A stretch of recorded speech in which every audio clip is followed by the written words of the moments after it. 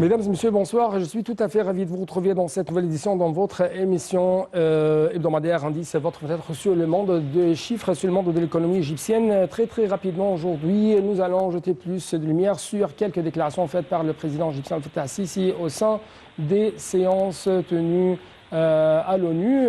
Bien sûr, le président Sisi appelle les pays développés à assumer leurs responsabilités dans la réduction des émissions à effet de serre. Devant toujours l'ONU, Sisi a affirmé que l'Égypte tenait à localiser les objectifs de développement durable.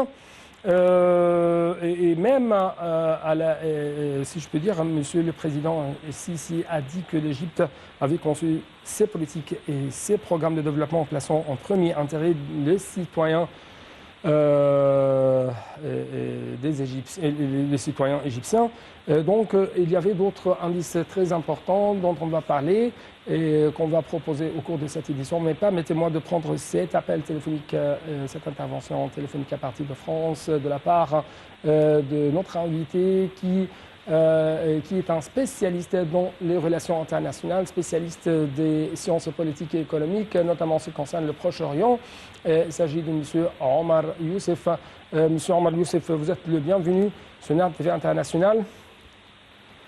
Merci beaucoup, merci de me recevoir. Oui. Merci beaucoup. Donc, vous êtes un professeur assistant dans le domaine des sciences politiques et économiques. Et justement, le président, pendant bien sûr son allocution, sur le climat, dans le cadre de l'Assemblée générale de l'ONU à New York, le président Abdel Fattah al-Sisi a lancé un appel très important.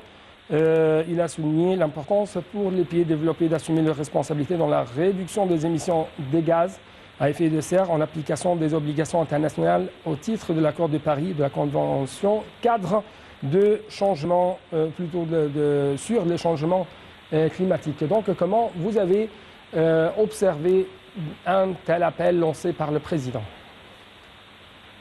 Oui, alors vous avez très bien rappelé le contexte dans lequel il lance cet appel. Et lui-même, dans ses différents discours, il a mis en avant le contexte qui est vraiment très particulier. Ce sujet du développement durable, on en parle depuis quelques années. Les objectifs de développement durable, c'est depuis 2015 que les États membres de l'ONU les ont choisis. En fait, aujourd'hui, dans le contexte de la pandémie de Covid-19, ces différents objectifs paraissent encore plus importants parce que, voilà, par exemple, l'accès à la santé et un système de santé solide, ça paraît important au vu des circonstances. Donc, les discours qui ont été prononcés par le président égyptien montrent aussi qu'il y a un besoin de coopération internationale. C'est ce qu'il a mentionné, que l'aide au développement aujourd'hui, malheureusement, elle se réduit un peu et les pays en voie de développement en ont besoin. Et donc, c'est un sujet important aujourd'hui. En fait, le président, par exemple, dans cette séance concernant le développement durable, a dit que l'Égypte a tenu à localiser les objectifs de développement durable. Donc, si on va faire une sorte d'amalgame entre les deux sujets, le développement durable et le changement, les défis en ce qui concerne le changement climatique. Donc, comment vous avez suivi l'Égypte ou les pas entrepris par l'Égypte dans le domaine de la transformation vers l'économie verte? Oui, alors en fait, si vous voulez, l'amalgame, il est très évident parce que le développement durable lui-même, enfin, selon la définition de l'ONU et donc des différents États membres, c'est la croissance économique, l'inclusion sociale et la protection de l'environnement. C'est ça les trois piliers. Et donc, l'Égypte fait partie des pays qui se sont engagés dans ce domaine. Elle a lancé la stratégie nationale Vision Égypte 2030, par exemple, qui intègre, qui localise ou qui intègre ces objectifs de développement durable à la politique égyptienne, qui est donc en partie à tout ce qui touche à l'économie verte. L'économie verte, donc ça va être la production où on réduit un peu la pollution, ça va être avoir des projets qui permettent de l'utilisation d'énergie renouvelable, et ainsi de suite. Et donc on a des exemples aujourd'hui, peut-être qu'on y reviendra plus tard, de projets qui sont menés en Égypte dans ce domaine.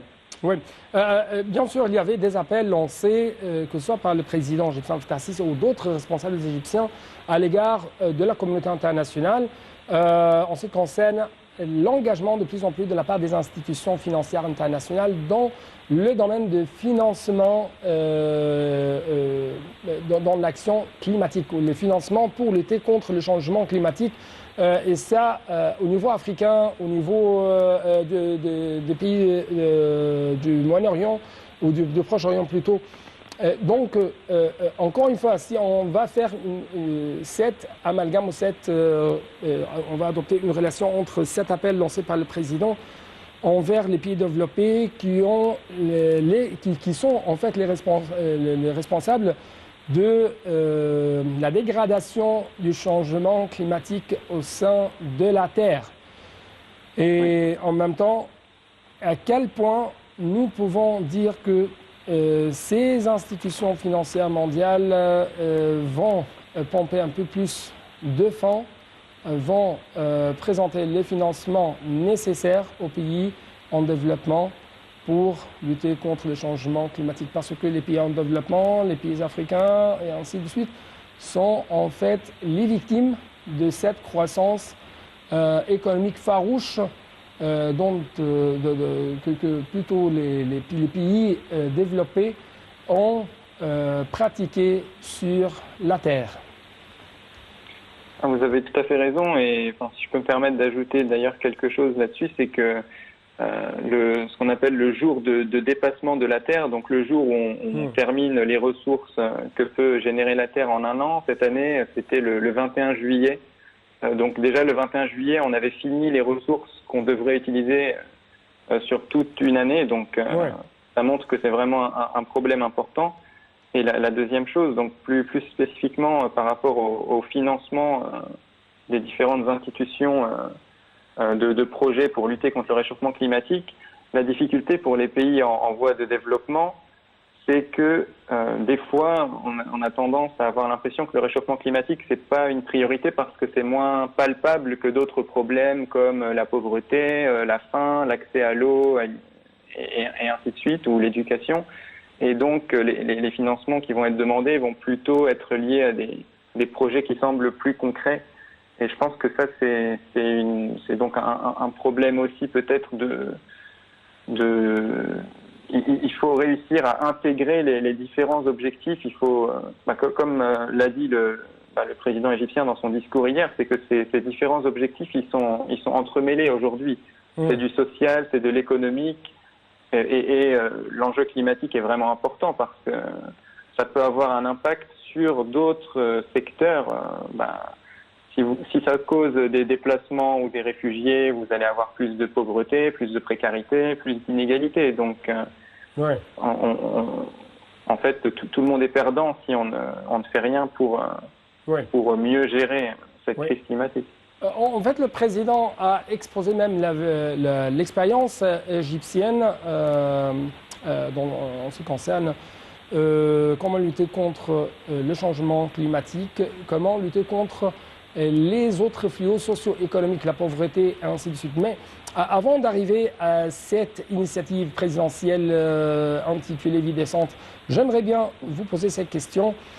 Cette transformation égyptienne vers l'économie verte, à quel point ça a attiré un peu plus l'attention du monde entier, l'attention des investisseurs français, aux économistes français en ce qui concerne cette transformation.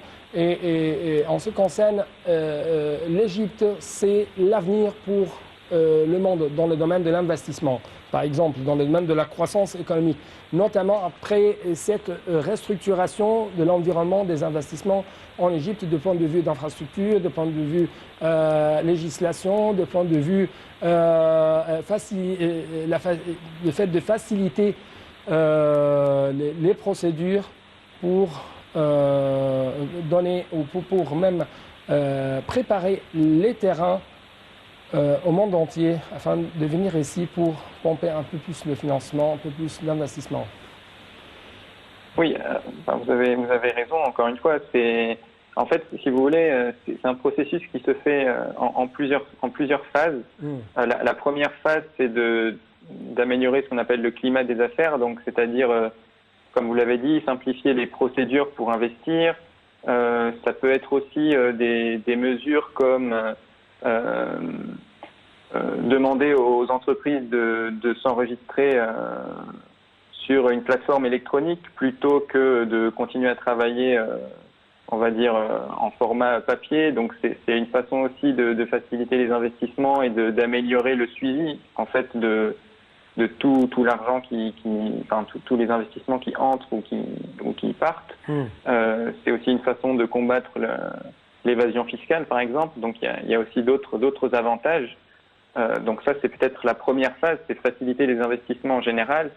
Et on sait que l'Égypte paraît intéressante sur certains plans, surtout pour les infrastructures, tout ce qui est ferroviaire, par exemple. Récemment, il y a plusieurs accords avec des entreprises françaises, comme je sais pas la RATP ou Alstom, pour le métro, le train à grande vitesse, etc.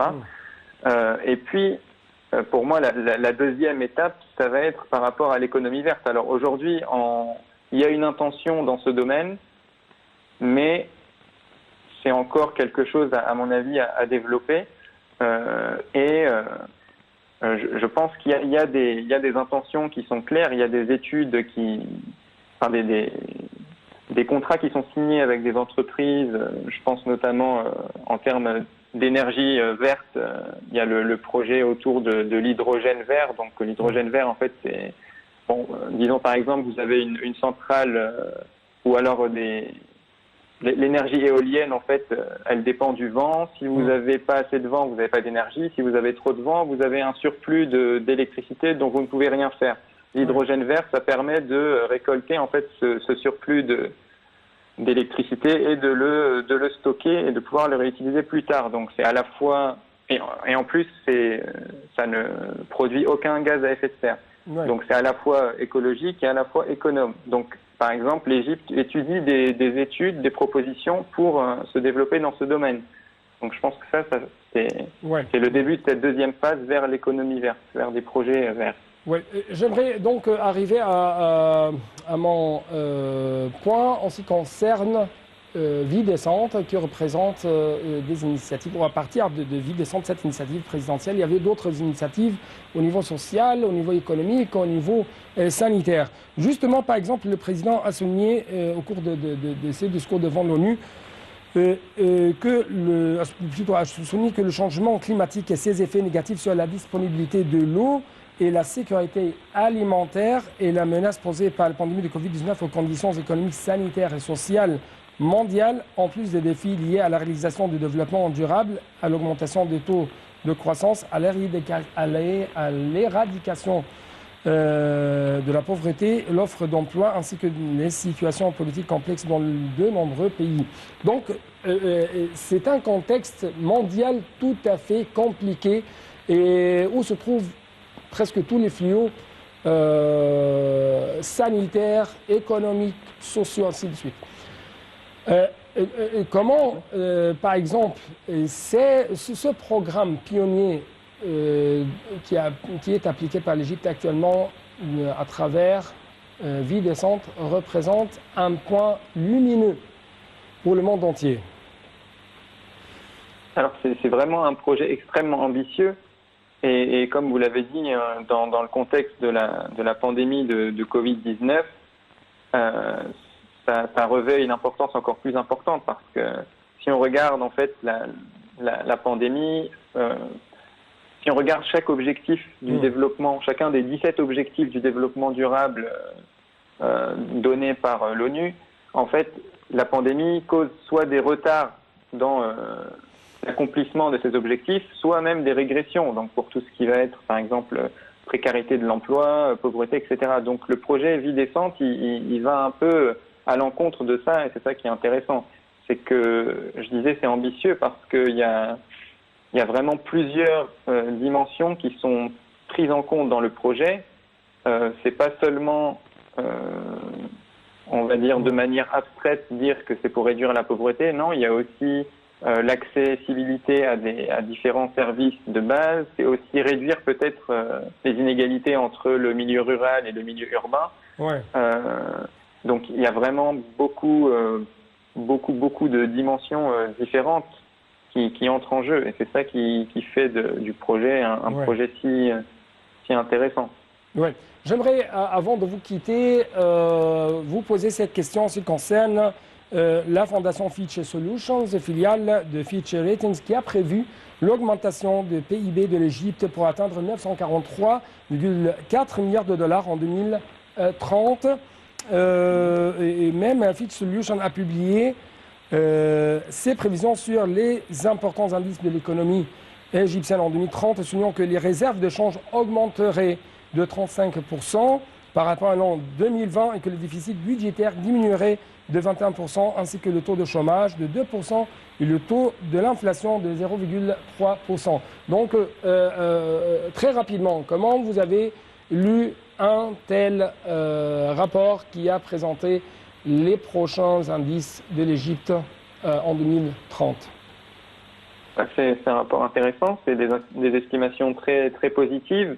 Alors après, il faut toujours faire attention, hein, parce que c'est des chiffres et par exemple, les estimations ont pu changer avec la pandémie. Par exemple, il y a plein de pays qui avaient des estimations bien plus positives que ça, donc il faut toujours faire attention. Mais ce qu'on peut retenir, c'est que d'un point de vue macroéconomique, les différentes institutions, les différentes organisations trouvent que l'Égypte se porte bien économiquement, et donc c'est ça qu'on peut voir, sachant qu'aujourd'hui le PIB, par exemple, c'est plutôt vers 300 milliards de dollars, donc ça voudrait dire que ça triplerait d'ici 2030, donc c'est quand même assez notable.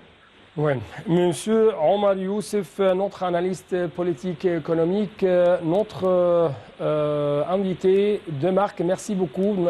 Bien sûr, vous êtes un jeune Égyptien, un chercheur égyptien qui vit en France. Merci encore une fois pour de telles explications, de tels éclaircissements de votre part.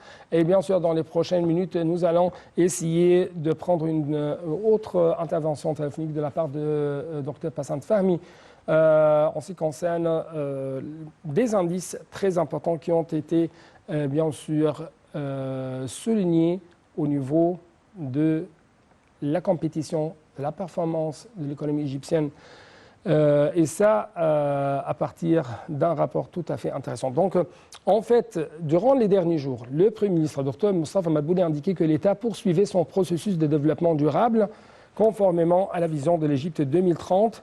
Monsieur Madbouli a examiné un rapport du Centre d'information et de soutien de la prise de décision qui a pour titre « Des pas sur le trajet de développement ». Le rapport indique que l'Égypte s'est emparée de la 8e place au niveau arabe, de la 69e place au niveau du monde concernant l'indice des meilleurs pays en tant que qualité de vie. Selon le rapport également, l'Égypte a fait partie des 10 pays les plus développés dans le classement de la qualité des marchés et de l'infrastructure au cours de la période allant de 2010 à 2020. Le rapport cite également que l'Égypte a grimpé de 38 places dans le classement 2021 des meilleurs pays en tant que sécurité.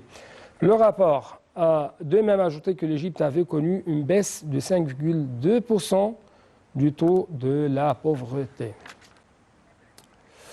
Donc, nous avons actuellement l'honneur et le plaisir d'avoir avec nous en ligne de l'Interview internationale Dr Passant Fahmy, notre analyste politique ex-membre très éminent au sein de la commission économique du Parlement égyptien. Dr Passant Fahmy, vous êtes toujours la bienvenue et merci beaucoup pour nous rejoindre à travers la ligne de l'Interview internationale. Donc, merci, monsieur. Merci beaucoup.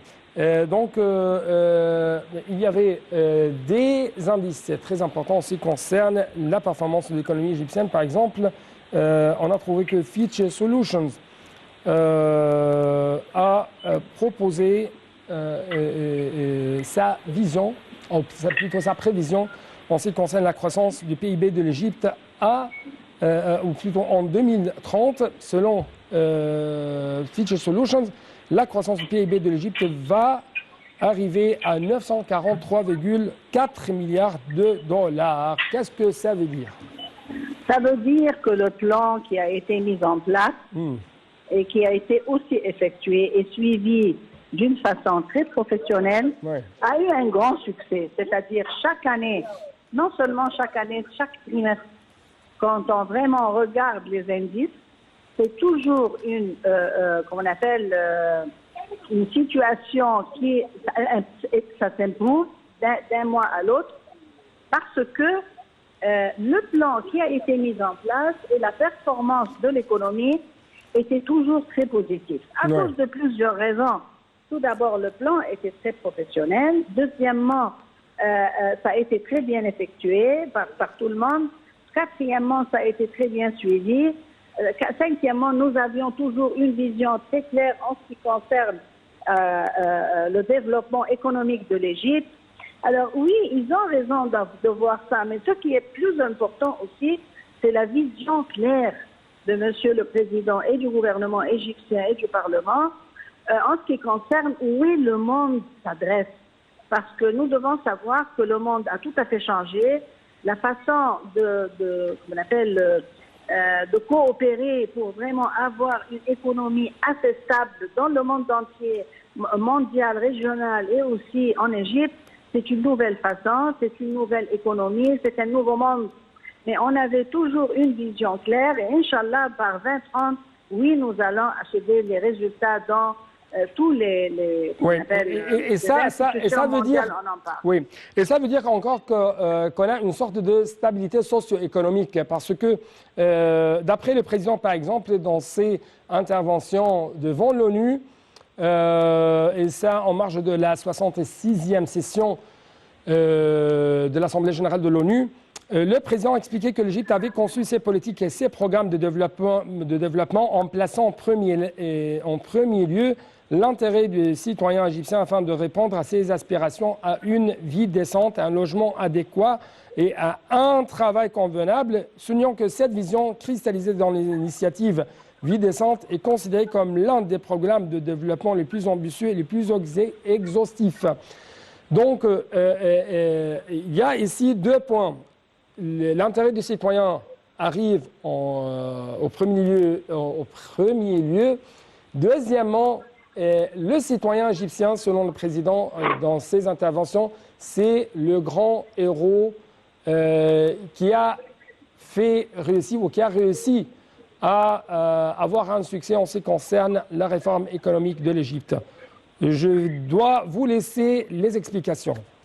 Écoutez, n'importe quel développement économique, c'est fait par le citoyen. C'est-à-dire quand Monsieur le Président salue les Égyptiens, il a raison. C'est le peuple égyptien qui est le héros. Parce que non seulement il a fait tout ça, et la construction, etc., et le développement, mais aussi il a supporté. Nous devons savoir que le peuple égyptien a supporté beaucoup de changements durant les années passées à cause des crises mondiales, des crises locales, de l'économie, des droits de l'homme. Et aussi, les Égyptiens vivaient une vie inacceptable. Et moi aussi, je dis, c'est scandaleux ce qui se passait dans les gouvernorats et les villages égyptiens. Inacceptable. Oui, et même on trouve que Monsieur le Président a inauguré des projets sanitaires, des projets de développement dans le domaine de la santé, dans le domaine également de l'infrastructure au sein de Sinaï. Et ça va bien sûr améliorer un peu plus l'économie et la vie des citoyens, n'est-ce pas? Nous devons commencer par la vie des citoyens. Ça va améliorer la vie des citoyens et les citoyens vont améliorer l'économie. L'économie est faite et développée par les citoyens. Et si les citoyens n'ont pas une vie décente, on ne peut pas leur demander honnêtement d'offrir un travail acceptable. C'est pour cela que je dis, le plan qui a commencé par combattre les bidonvilles et ensuite la construction des nouvelles gouvernorats, développement des gouvernorats, des villages, la vie décente. Avec une vie décente, on peut avoir une économie acceptable. Mais sans une vie décente, et je répète, c'était une situation inacceptable et scandaleuse. Comment les gens peuvent vivre sans les services principaux, c'est-à-dire l'électricité, l'eau, le service sanitaire, les routes, l'infrastructure, les maisons. Oui, ma dernière question très rapidement, c'est la baisse de 5,2% du taux de la pauvreté selon le rapport présenté récemment par le Centre d'information de soutien de la prise de la décision au Premier ministre égyptien. Qu'est-ce que ça veut dire très rapidement? Ça veut dire que la vie a changé, il y a beaucoup d'occasions de travail, c'est pas comme avant. Les Égyptiens peuvent vivre une vie acceptable, c'est pas comme avant. Le chômage a diminué, le déficit a diminué, l'inflation a diminué, tous les indices sont positifs. Et c'est pour cela que le niveau de pauvreté définitivement va diminuer. Et ça va avancer davantage dans les années qui viennent. Et ça va être très bien sûr, pour les citoyens qui essaient toujours d'avoir une vie décente. Madame Passanfan, merci beaucoup pour de telles explications de votre part. Et nous espérons bien sûr vous rencontrer afin de nous expliquer, de nous proposer qu'est-ce que se passe dans l'économie égyptienne. Donc, encore une fois, merci beaucoup à vous. Et c'est la même chose à vous, chers téléspectateurs. Rendez-vous à la semaine prochaine. Au revoir.